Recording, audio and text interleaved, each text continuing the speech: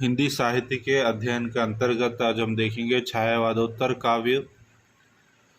पंत ने युगांत लिखकर छायावाद का अंत की घोषणा कर दी थी। वहीं पर निराला ने राम की शक्ति पूजा, जो तत्सम शब्दों में अधिकतर लिखा गया, उसे छोड़कर तद्भव साधारण लोक भाषा के शब्द प्रयोग करने लगे, जैसे कुकुरमुत्ता, महंगू, महंगा रहा जैसे आदि पंक्तियों द्वारा साधारण भाषा का प्रयोग किया। हालावाद से तात्पर्य हाला यानी वस्तुतः व्यवस्था विरोध का प्रतीक है। हालावाद के प्रवर्तक माने जाते हैं हरिवंश राय बच्चन। हालावाद का समय लगभग 1936 टू 1939 के बीच का समय को माना जाता है। हरिवंश राय बच्चन ने मधु काव्य लिखे, मधुशाला, मधुबाला, मधुकलश, ये सभी खय्युम की रुबाइयों का प्रभाव इस पर पड़ा है। और इन्होंने विषाद अनुभूति पर भी रचनाएं लिखी, जैसे निमंत्रण, एकांत संगीत, आकुल अंतर। प्रणय काव्य लिखे, सतरंगिनी, मिलन यामिनी, प्रणय पत्रिका। राजनीतिक संदर्भ में भी अपनी रचनाएं लिखी, धारा के इधर उधर, आरती और अंगारे, बुद्ध नाचघर, दो चट्टाने, बंगाल का काल, जाल समेटा। छायावादोत्तर काव्यधारा के अंतर्गत मुख्य कवियों का विवरण देखेंगे। माखनलाल चतुर्वेदी 1889 टू 1968 इनका काल समय है। होशंगाबाद बाबई गांव मध्य प्रदेश में इनका जन्म हुआ था। वह कुशल पत्रकार रहे। एक भारतीय आत्मा के नाम से प्रसिद्ध है।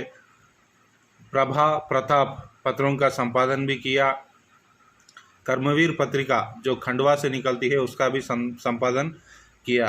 इनके द्वारा लिखी गई प्रमुख रचनाएं हिम किरीटिनी, हिम तरंगिनी, युग चरण, समर्पण, मरण ज्वार, बेनुले, गूंजधारा, बिजूरी, काजल आज रही, माता, हिम तरंगिनी। 1955 में इसको साहित्य अकादमी पुरस्कार प्राप्त हुआ। मुक्त गई चरणों का प्रयोग किया गया हिम तरंगिनी में। पुष्प की अभिलाषा लोकप्रिय कविता रही इनकी। गद्यात्मक कृतियाँ भी इन्होंने लिखे, जैसे कृष्णार्जुन युद्ध, साहित्य के देवता, समय के पाव, अमीर इरादे, गरीब इरादे। माखनलाल चतुर्वेदी के पश्चात बालकृष्ण शर्मा नवीन आते हैं। इनका जन्म 1897 में हुआ, मृत्यु 1960। प्रताप पत्रिका के इन्होंने संपादन किया था। कुमकुम, रश्मि रेखा, अपलक, क्वासी, विनोबा स्थवन, यह इनकी प्रमुख रचनाएं हैं। उसके बाद आते हैं रामधारी सिंह दिनकर। इनका काल समय है 1908 से लेकर 1974 तक। 1972 में इनको ज्ञानपीठ पुरस्कार मिला। 1924 में पहली कविता इन्होंने लिखी छात्र सहोदर, जो जबलपुर से पाक्षिक पत्रिका निकलती थी उसमें प्रकाशित हुई इनकी पहली कविता छात्र सहोदर। 1929 में प्रणभंग पहली कविता संग्रह है इनके द्वारा लिखी गई। तब तक की सारी कविताएं इसमें संग्रहित है। प्रणभंग। हिमालय के प्रति ख्याति प्राप्त हुई इनकी रचना को, हिमालय की प्रथा, उसके लिए इन्हें अधिकतर ख्याति प्राप्त हुई। इनका पहला प्रबंध काव्य है 1946 में लिखा गया, वह है कुरुक्षेत्र। आधुनिक युग में ज्वलंत समस्याएं जैसे हिंसा, अहिंसा, युद्ध और शांति पर गहन विचार किया कुरुक्षेत्र के अंतर्गत। इसके अलावा इनकी और रचनाएं बारडोली विजय, प्रणभंग, रेणुका, हुंकार, रशवंती, कुरुक्षेत्र, रश्मि रथी, नील कुसुम, उर्वशी, परशुराम की प्रतीक्षा, कोयला और कवित्व, मुत्ती तिलक, हारे को हरिनाम, यह इनके द्वारा लिखी गई रचनाएं। एक बार फिर देखेंगे। बरदोली विजय, प्रणभंग, रेणुका, हुंकार, रसवंती, कुरुक्षेत्र, रश्मि रथी, नील कुसुम, उर्वशी, परशुराम की प्रतीक्षा, कोयला और कवित्व, मुक्ति तिलक, हारे को हरिनाम। रश्मिलोक 1952 में प्रतिनिधि कविताएं इनकी संकलित है। प्रसिद्ध गद्य रचनाएं संस्कृति के 4 अध्याय, शुद्ध कविता की खोज। गद्य रचनाएं हैं संस्कृति के 4 अध्याय, शुद्ध कविता की खोज। रसवंती इनकी एक और रचना है। यौवन सौंदर्य और विरह व्यथा का मार्मिक गीत इसमें संकलित है। कुरुक्षेत्र 1946 में लिखा गया था। आधुनिक युग की गीता कही गई। आधुनिक हिंदी साहित्य की या आधुनिक युग की गीता कुरुक्षेत्र को कहा जाता है। 1961 में इन्होंने उर्वशी लिखी। यह कामाध्यात्म की रचना है। अप्सरा उर्वशी की और पृथ्वी के सम्राट पुरुरवा की प्रेम कथा इसमें वर्णित है। इसी को आधार बनाकर ज्ञानपीठ पुरस्कार इसको प्राप्त हुआ। 1959 में संस्कृति के 4 अध्याय पर साहित्य अकादमी पुरस्कार प्राप्त है। 1973 में उर्वशी रचना के आधार पर इन्होंने ज्ञानपीठ पुरस्कार प्राप्त हुआ। रामेश्वर शुक्ल अंचल 1915 से 1995 तक। मधुलिका, अपराजिता, किरणवेला, करीला, यह 2 प्रगतिशील चेतना काव्य है। किरणवेला, करीला इनकी अन्य रचना है। मधुलिका, अपराजिता। सुभद्रा कुमारी चौहान 1904 से 1948 तक इनकी इस काल समय रहा। इनकी कविताओं में आक्रोश, सहजता और राष्ट्रीय भावनाएं प्राप्त होती है। झांसी की रानी, जलियांवाला बाग में वसंत, यह दोनों रचनाएं राष्ट्रीय चेतना के संदर्भ में लिखे गए। इनकी प्रथम रचना 1915 में प्रयाग से प्रकाशित पत्रिका मर्यादा में प्रकाशित हुई। त्रिधारा मुकुल इनकी प्रमुख रचना है। 1930 में लिखी गई। इसके लिए सक्सेरिया पुरस्कार प्राप्त हुआ हिंदी साहित्य सम्मेलन द्वारा 1931 में। अयोध्या सिंह उपाध्याय हरिओद आते हैं। इनका काल समय है 1865 से 1947 तक। 1914 में इन्होंने प्रेम प्रवास की रचना की, जो खड़ी बोली में रचित प्रथम महाकाव्य मानी जाती है। उसके बाद 1925 में पद्य प्रसून, 1932 में चुपते चौपदे, 1932 में ही चौके चौपदे, 1940 में रस कलश जिसको रीति ग्रंथ माना जाता है, 1940 में ही वैदेही वनवास लिखी जिसके अंतर्गत राम कथा वर्णित है। रामनरेश त्रिपाठी आते हैं। इनका काल समय 1889 से 1962 तक। इन्होंने मिलन, पथिक, मानसी, स्वप्न आदि की रचनाएं की। श्याम नारायण पांडे हल्दी घाटी की रचना करते हैं। हल्दी घाटी के अंतर्गत महाराणा प्रताप पर यह रचना लिखी गई। छायावादोत्तर काव्यधारा के अंतर्गत अन्य थति को हम देखेंगे। रश्मि रथी जो दिनकर के द्वारा रचित रचना है, जिसके अंतर्गत कर्ण के जीवन पर आधारित यह रचना है। आचार्य रामचंद्र शुक्ल छायावाद शब्द का अर्थ 2 अर्थों में समझाना चाहिए कि कहते हैं, एक रहस्यवाद जो काव्य वस्तु से संबंधित है, दूसरा छायावाद काव्य शैली या पद्धति से संबंधित है। छायावाद को 2 अर्थों में देखते हैं, एक रहस्यवाद के अर्थ में और छायावाद ही एक विशेष पद्धति मानते हैं। आचार्य रामचंद्र शुक्ल अज्ञात प्रियतमा को आलंबन बनाकर अत्यंत चित्रमयी भाषा में प्रेम के अनेक प्रकार की व्यंजना की गई छायावाद के अंतर्गत, ऐसा कहना है शुक्ल का। प्रसाद कहते हैं, जब वेदना के आधार पर स्वानुभूतिमयी अभिव्यक्ति होने लगी, हिंदी में उसे छायावाद कहते हैं। डॉक्टर रामकुमार वर्मा कहते हैं, परमात्मा की छाया आत्मा पर, आत्मा की छाया परमात्मा पर। नगेंद्र स्थूल के प्रति सूक्ष्म का विद्रोह। महादेवी जी कहते हैं, छायावाद तत्वतः प्रकृति के बीच जीवन का उद्गीत है, मूल स्वामित्ववाद है। रामविलास शर्मा कहते हैं, स्थूल के प्रति सूक्ष्म विद्रोह नहीं बल्कि तोती नैतिकता, रूढ़िवाद और सामंत साम्राज्यवादी बंधनों के प्रति विद्रोह, यह सभी छायावाद के कक्षा में हम ऑलरेडी पढ़ चुके हैं, फिर एक बार दोहराया गया है। हजारी प्रसाद द्विवेदी अंग्रेजी की रोमांटिक भावधारा की कविता से प्राप्त हुई। अरुण यह मधुमय देश हमारा, जहाँ पहुँच अनजान क्षितिज को मिलता सहारा, यह प्रसाद द्वारा लिखी गई पंक्तियाँ हैं। मुकुटधर पांडे की कुरूरी के प्रति छायावाद की प्रथम कविता मानी जाती है। छायावाद की प्रथम कविता कुरूरी के प्रति जो मुकुटधर पांडे ने लिखा, उसको प्रथम रचना मानी जाती है। गीत काव्य शब्द का सर्वप्रथम प्रयोग लोचन प्रसाद पांडे ने किया। गीत काव्य शब्द का प्रयोग लोचन प्रसाद पांडे ने सर्वप्रथम किया।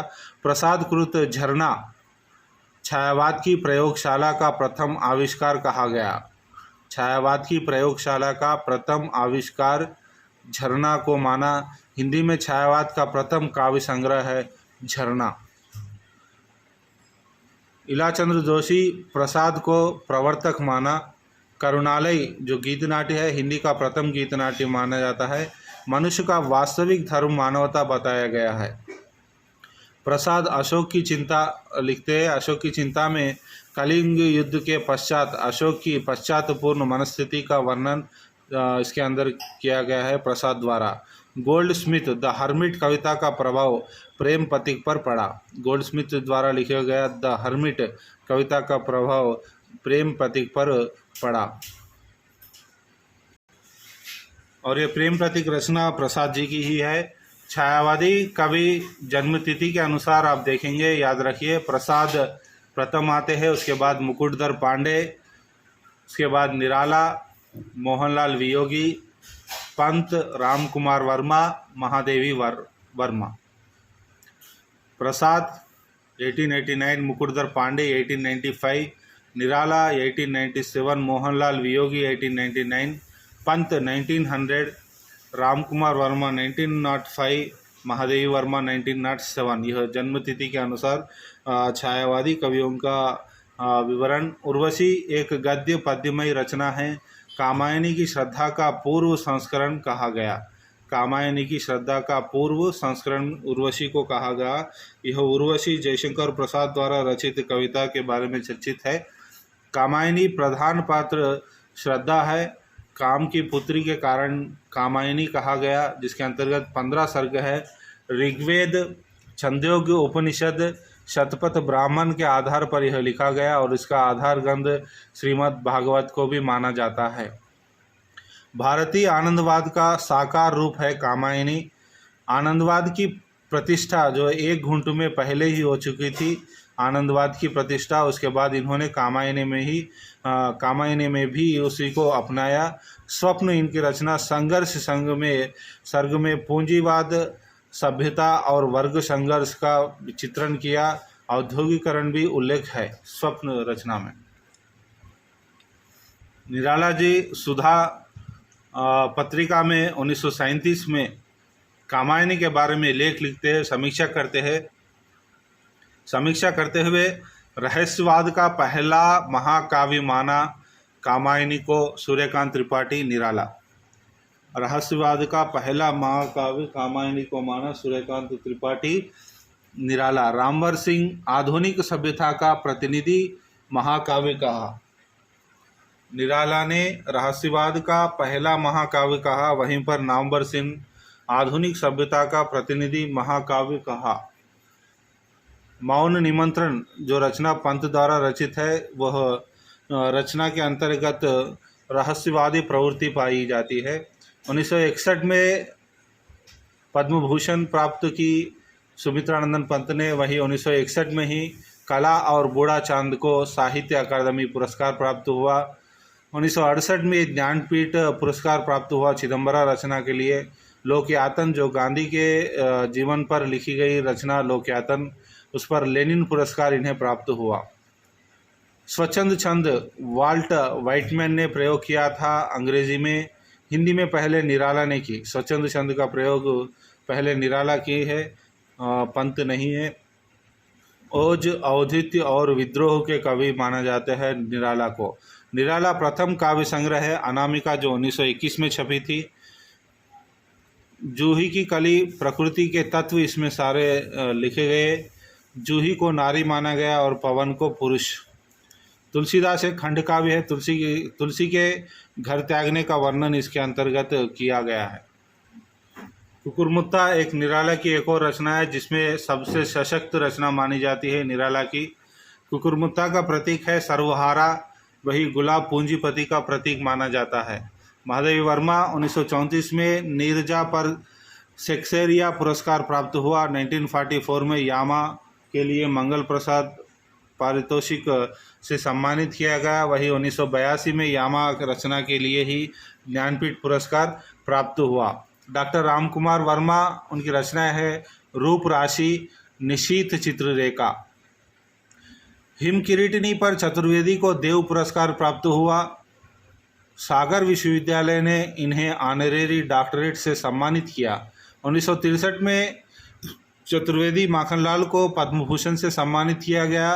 वहीं चतुर्वेदी कैदी और कोकिल इनकी प्रसिद्ध रचना है जो जेल जीवन का वर्णन करती है। दिनकर, रेणुका और हुंकार इनकी दो प्रमुख रचना है जिनके अंतर्गत जनतंत्र का जन्म शीर्षक के कविता 26 जनवरी 1950 यानी 26 जनवरी 1950 संविधान का लागू हुआ। उस समय इन्होंने जनतंत्र का जन्म नामक शीर्षक से एक कविता लिखी जिसके अंतर्गत एक पंक्ति है, सिंहासन खाली करो जनता आती है कहा। कुरुक्षेत्र के अंतर्गत महाभारत के शांति पर्व से प्रभावित है। कुरुक्षेत्र रचना महाभारत के शांति पर्व से प्रभावित होकर लिखी गई रचना कुरुक्षेत्र है जो दिनकर द्वारा रचित है। भारत चीन के युद्ध के आधार पर परशुराम की प्रतीक्षा लिखा दिनकर ने। अनल कवि नाम से विख्यात है। दिनकर अनल कवि नाम से भी विख्यात है। हलावात की अवधि 1933 से 1936 तक मानी जाती है। इस का अध्याय से आरंभ में मैंने 1936 से 1938 कहा था और उसको थोड़ा सुधारिए। 1933 से 1936 के बीच के समय को हलावात की अवधि मानी गई है। यहीं पर छायावादोत्तर कविता का अंत होता है। अगली कक्षा में हम प्रगतिवाद को देखेंगे। धन्यवाद।